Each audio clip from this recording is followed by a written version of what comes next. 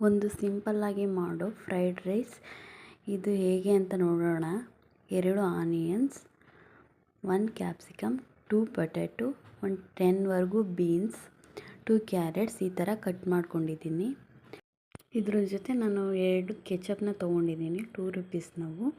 ಇದನ್ನು ಯೂಸ್ ಮಾಡಿ ಮಾಡ್ತೀನಿ ಇವತ್ತು ಫ್ರೈಡ್ ರೈಸ್.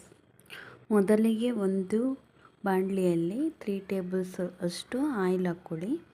ಸ್ವಲ್ಪ ಸಾಸಿವೆ, ಕರಿಬೇವು, ಆಮೇಲೆ ಆನಿಯನ್ಸ್ ಹಾಕ್ಕೊಂಡು ಸ್ವಲ್ಪ ಆನಿಯನ್ಸ್ ಬ್ರೌನ್ ಕಲರ್ ಬರೋವರೆಗೂ ಫ್ರೈ ಮಾಡ್ಕೊಳ್ಳಿ. ಆದಮೇಲೆ ಕಟ್ ಮಾಡ್ಕೊಂಡಿರೋ ಎಲ್ಲ ವೆಜಿಟೇಬಲ್ಸ್ನು ಹಾಕ್ಕೊಂಡು ಫ್ರೈ ಮಾಡ್ಕೊಳ್ಳಿ. ಇದ್ರ ಜೊತೆಗೇ ಉಪ್ಪನ್ನು ಸೇರಿಸ್ಕೊಂಡ್ರೆ ಸ್ವಲ್ಪ ಬೇಗ ಬೇಯುತ್ತೆ ತರಕಾರಿ. ವಿಡಿಯೋದಲ್ಲಿ ನಾನು ಉಪ್ಪನ್ನು ಲಾಸ್ಟ್ ಹಾಕಿದ್ದೀನಿ, ನೀವು ಹೀಗೆ ಸೇರಿಸ್ಕೊಂಡ್ರೆ ಒಳ್ಳೆಯದು. ಆದಮೇಲೆ ಸ್ವಲ್ಪ ಪ್ಲೇಟ್ ಕ್ಲೋಸ್ ಮಾಡಿ ಒಂದು 10 ಮಿನಿಟ್ಸ್ ಬೇಯೋದಕ್ಕೆ ಬಿಡಿ. ತರಕಾರಿ ಒಂದು 70 to 80% ಬೆಂದರೆ ಸಾಕಾಗುತ್ತೆ. ಇವಾಗ 1 ಟೀ ಸ್ಪೂನಷ್ಟು ಗರಂ ಮಸಾಲ ಮತ್ತು ಒಂದು 1/2 ಟೀ ಸ್ಪೂನ್ ಚಿಲ್ಲಿ ಪೌಡರ್ನ ಆ್ಯಡ್ ಮಾಡಿಕೊಂಡು ಫ್ರೈ ಮಾಡ್ಕೊಳ್ಳಿ.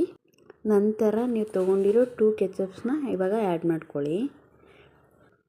ರೈಸ್ನ ಆ್ಯಡ್ ಮಾಡಿಕೊಂಡು ಮಿಕ್ಸ್ ಮಾಡ್ಕೊಳ್ಳಿ. ಅಷ್ಟೇ, ಫ್ರೈಡ್ ರೈಸ್ ರೆಡಿ ಆಯಿತು.